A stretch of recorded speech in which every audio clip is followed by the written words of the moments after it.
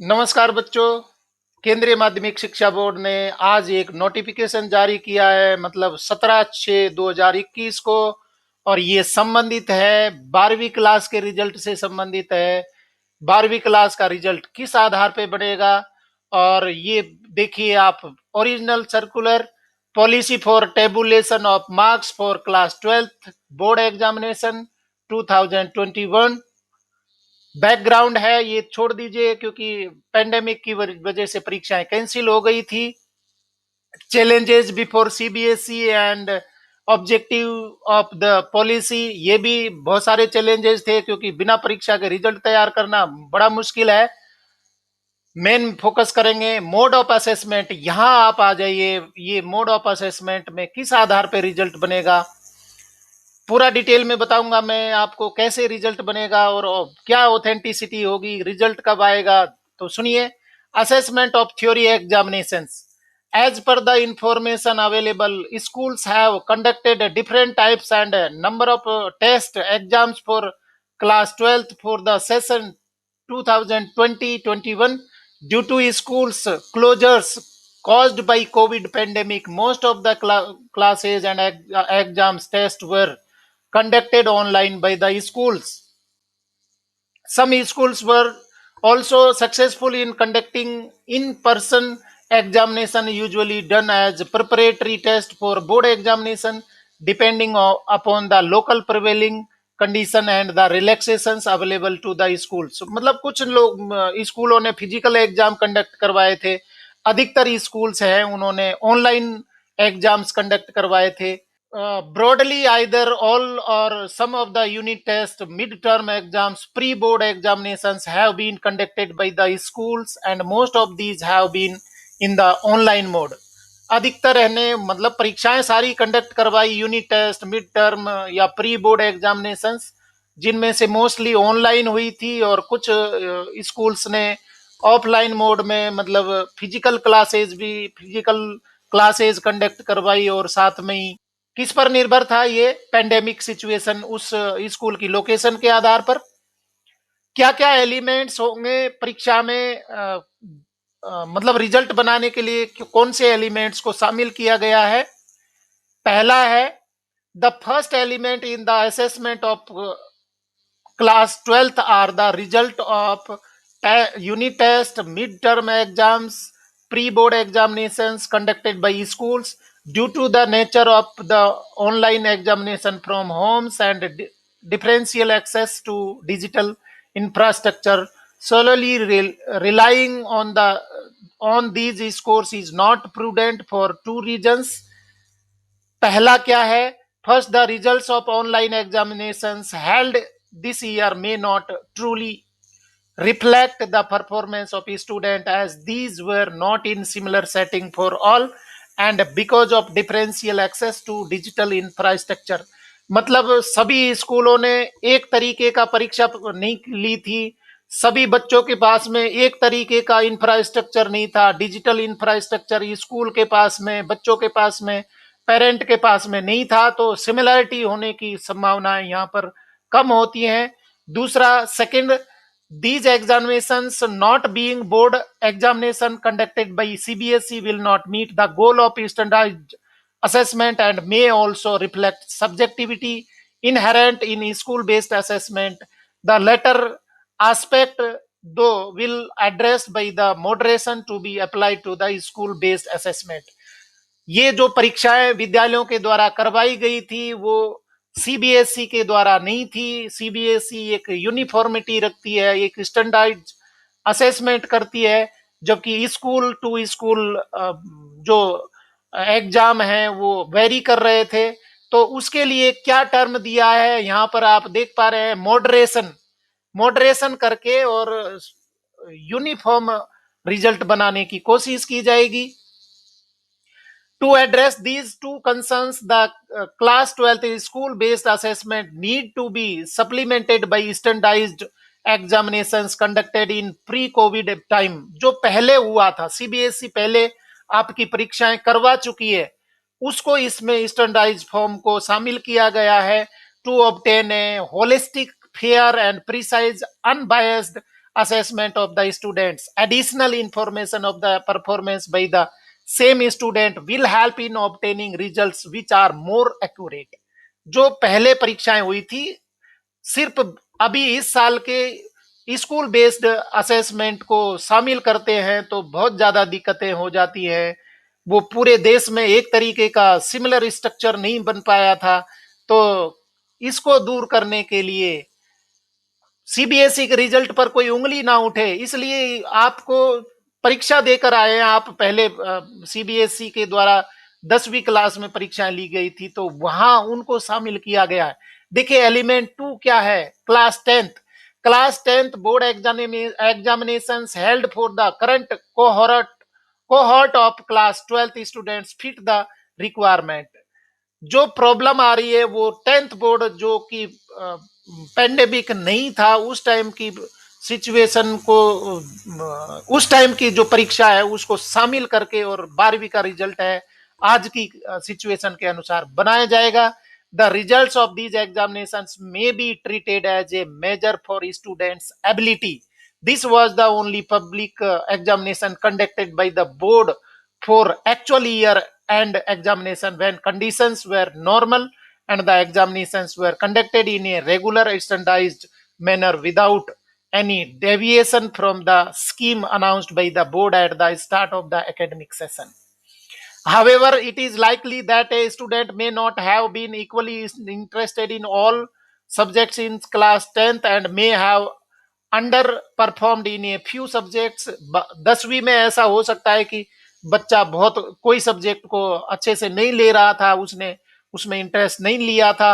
Since the students did not know at the time of taking class 10th board examination that those marks will count towards the all important class 12th result. बच्चों को पहले नहीं मालूम था कि इसको शामिल किया जाएगा। Some of the shortcomings can be overcome by using the scores obtained in theory exams average theory exams average of best 3 subjects. तो पांचों सब्जेक्ट अगर नहीं लिए हैं तो यहां पर क्या शामिल कर लिया गया है कि बेस्ट 3 सब्जेक्ट को लिया है out of 5 subjects for the purpose of calculating the marks to give benefit to the student of omitting the scores of the subject in which they underperformed due to any reason.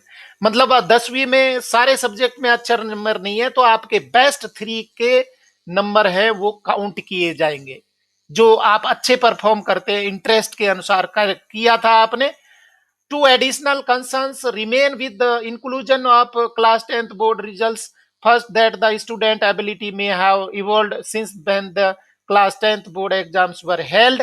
Second, the best 3 subjects in class 10th board may not coincide with the subject being taught and assessed in class 12th. फिर इसके बाद में पहला 12वीं में जो internal examination school के द्वारा करवाए गए, दूसरा 10वीं और तीसरा एलिमेंट यहां पर लिया है class 11th। It is therefore advisable to include class 11th result as well in the overall assessment since they were held only a year ago, were based on the prescribed senior secondary syllabus and were conducted in settings that approximate standardized examination। मतलब जो senior secondary में 11वीं और 12वीं का syllabus है वो CBSE NCERT के द्वारा निर्धारित किया जाता है और वही फिर आपके जो भी कॉम्पिटिटिव एग्जाम्स होते हैं उनमें ये दोनों सिलेबस होते हैं। तो 11वीं को भी यहाँ पर कंसीडर किया गया, 11वीं भी शामिल होगी क्लास 12th का रिजल्ट बनाने में। कंक्लूजन देख लीजिए, in sum of the assessment of class 12th should be a composite measure that reflects the student performance in school based performance in class 12th and class 11th exams and results of the performance in best 3 subjects out of main 5 subjects in class 10th board exams duly moderated as per the policy। मतलब तीनों subject है, तीनों classes है, उनके marks है वो उनको लेकर के और 12वीं के आपके रिजल्ट बनाए जाएंगे। और प्रैक्टिकल इंटरनल असेसमेंट है वो तो आपका हो चुका है यहां पर आप देखिए procedure for assessment of student, ये आपके लिए काम का है। In class 12th examination bifurcation of marks in theory and practical internal assessment in various subject as is as follows. Theory marks है 80 का है, प्रैक्टिकल 20 का है तो 100 बनेगा। 70 की थ्योरी होती है तो प्रैक्टिकल 30, 100 बनेगा। 60 40, 50 50, 30 70, जो भी आपके पास में सब्जेक्ट है उसके आधार पर प्रैक्टिकल असेसमेंट है। उसका नोटिफिकेशन मैंने वीडियो में डाल दिया था, किस क्या सूचना थी। 28 जून तक कंप्लीट करवाने थे जिन स्कूलों ने पेंडेमिक की वजह से परीक्षा नहीं करवा पाए थे। अब यहाँ पर देखिए आप परसेंटेज है वो किस तरीके के काउंट किया जाएगा। Class 12th marks based on unit test mid term pre board exams 40% marks लिए जाएंगे। इंटरनल जो परीक्षाएं हुई थी स्कूल वाइज, उसके बाद में class 11th marks based on theory component of final exam. ये फाइनल एग्जाम जो आपका होगा उसमें प्रैक्टिकल शामिल नहीं होंगे, सिर्फ थ्योरी में जितने मार्क्स आपको मिले हैं उसका 30% शामिल होगा। और 10th में marks based on average theory component of best 3 performing subject out of 5 subjects 30 marks. तो यहाँ पर बड़ा अच्छा सा कैलकुलेशन दे दिया है। 40 मार्क्स है वो आपके जो school based unit test mid term pre board हुआ था उसमें 12वीं का। 30 मार्क्स है वो 30% मार्क्स है कौन से लिए जाएंगे, सिर्फ थ्योरी एनुअल एग्जाम 11th की हुई थी उसके थ्योरी के 30% मार्क्स। और 30% मार्क्स है वो आपके बेस्ट 3 जो आपने परफॉर्म किए हैं out of 5 in class 10th, तो वो आपके काउंट होंगे रिजल्ट के लिए, फाइनल रिजल्ट के लिए। और यहाँ आप देखिए assessment and its component according in accordance with the points above the broad distribution of marks assigned to various components on the basis of which the final marks of every student will be computed as follows। Theory marks में class 10th में 30% marks है, मतलब 80 का किसी के number है 80 में से ये 24 आउट ऑफ मार्क्स यहाँ पर बोल रहा है 24 मार्क्स। क्लास 10th में 24 मार्क्स, 12th में 32 मार्क्स 80 में से काउंट करेंगे और प्रैक्टिकल इंटरनल असेसमेंट के 20 और टोटल मार्क्स इस तरीके से 52। तो यहाँ पर ये हम बात करेंगे सिर्फ 70 वाली। 70 है पेपर हुआ है तो 21 काउंट होगा। 11th में 21 और 12th में 40% 70 का होगा 28। और यहाँ पर इंटरनल प्रैक्टिकल मार्क्स है वो 30 है।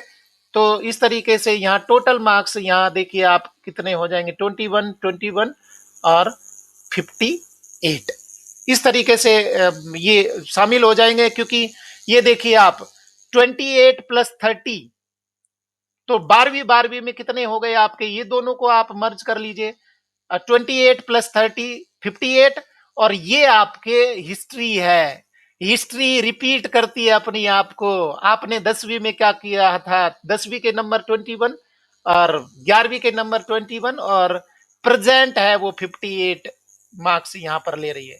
अगर 80 का है तो वहां पर ये वही हो गया। ये आपके इंटरनल असेसमेंट यहाँ थ्योरी में 32 प्लस 20 52 हो गए और ये आपका इतिहास। तो इस तरीके से आप कैलकुलेशन है वो आप देख सकते हैं। इसके बाद में जो मेन बातें हैं वो यहाँ चर्चा कर लेते हैं। Constitution of result committee, principal of the school, chairperson होंगे 2 senior most teachers of the school teaching class 12th, मतलब पीजीटी होंगे 2 teachers from neighbouring senior secondary school teaching class 12th coopted as external members. मतलब यहाँ पर principal chairperson है, 2 senior most teacher होंगे और 2 बाहर से एक्सटर्नल एग्जामिनर होंगे, जिससे एग्जाम जो रिजल्ट प्रिपेयर किया गया है वो क्या होगा कि ट्रांसपेरेंसी और एक्यूरेसी मेंटेन की जाए। और स्पेशल इन्वेंटी है जो आईटी एक्सपर्ट है वो भी बुलाए जाएंगे। ऑनरेरियम वगैरह ये हम चर्चा नहीं करेंगे क्योंकि वीडियो है बहुत लंबा बन जाएगा, तो इसलिए सर्कुलर के मेन मेन चीजें आपको मैं यहाँ पर बता रहा हूँ। यहाँ students who passed class 10th from any other board than CBSE, ये देखिए ऐसे भी कई सारे केस है। While recording the performance of class 10th to facilitate the teachers committee schools, CBSE has decided to provide the marks of class 10th in pre-filled mode. Thus schools need not to fill the marks of class 10th for calculating the result of class 12th. मतलब पहले से ही CBSE available करवा देगी वहां पर result है 10वीं में उसका क्या रिजल्ट था, क्योंकि उसने सीबीएसई में रिजल्ट सीबीएसई के पास में अवेलेबल है, सीबीएसई का पिछले साल का रिजल्ट मतलब 10वीं क्लास का रिजल्ट तो है। However, there are some students who have passed class 10th from other board than CBSE. Marks of class 10th of such students are not available with the CBSE. ये नहीं होंगे उनके पास में। Accordingly, schools where such students are studying will upload the marks of such students on board's link. Also, while uploading the marks, schools will ensure that maximum marks in each subject are similar to the CBSE. If it is not, then schools will proportionately change the marks before uploading. अगर state board से या दूसरे board से आए तो उनके लिए option होगा कि सीबीएसई में वो सीट है उसमें नंबर भरे जा सकते हैं अदर बोर्ड के, परंतु सभी के मैक्सिमम मार्क्स हैं वो सेम होने चाहिए। थ्योरी 80 की है 90 की है जो भी है, क्योंकि सीबीएसई में जो स्टैंडर्ड थ्योरी और प्रैक्टिकल या इंटरनल मार्क्स हैं वही स्टेट बोर्ड वाले भी सेम करके लिखने होंगे भरने होंगे। Safe keeping of record, verification of record, ये तो सारा स्कूल है वो करेंगी। डाटा वंस अपलोडेड फाइनल रहेगा, ये सीबीएसई चेंज नहीं करती है। Candidate not appeared in assessment, ये भी सुन लीजिए। If any candidate has not appeared in any of the assessment conducted by the school will not conduct any examination now. Committee will do an objective assessment of such a student using the information of class 10th, class 11th, class 12th by recording evidence in this regard. परीक्षाएं नहीं हुई हैं इस साल pandemic की वजह से, तो ऑब्जेक्टिव क्राइटेरिया बना करके और उनका बच्चों का असेसमेंट किया जाएगा। इसके बाद में declaration of result, CBSE will declare the result as per rule 59 of the examination bylaws, और ये board policy for qualifying class 12th examination, ये सारी चीजें आपके काम की नहीं। Policy of verification providing photocopy of answer books, ये इस बार नहीं होगा।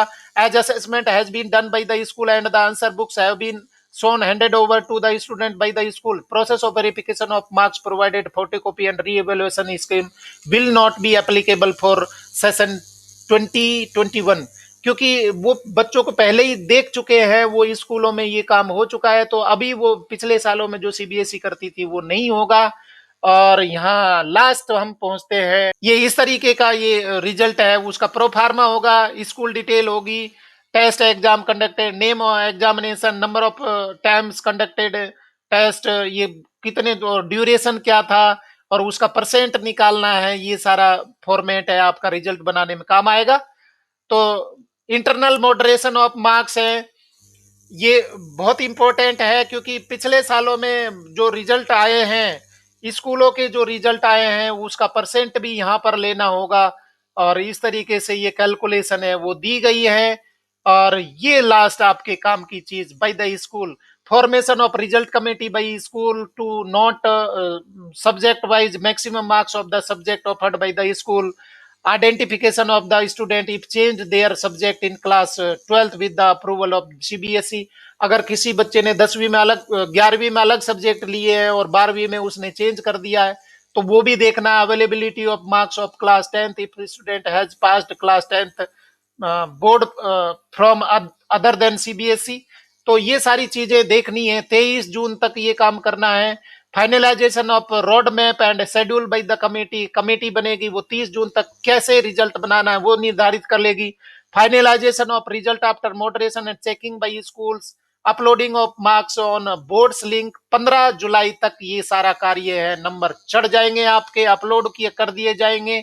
और इसके बाद में ये लास्ट पॉइंट है जो बहुत इंपॉर्टेंट है, जिसका सबको इंतजार रहता है, और वो है declaration of results bye CBSE. तो ये डिक्लेरेशन डेट है 31 जुलाई 2021, और रिजल्ट आते ही आप कॉलेज यूनिवर्सिटी और कोई भी परीक्षा दे सकते हैं, अब्रॉड भी जा सकते हैं। रिजल्ट बिल्कुल ऑथेंटिक होता है, सीबीएसई का कोई उँगली नहीं उठा सकता और इस बार भी रिजल्ट आपके अच्छे रहेंगे। सभी बच्चों के लिए शुभकामनाएँ, ऑल द बेस्ट।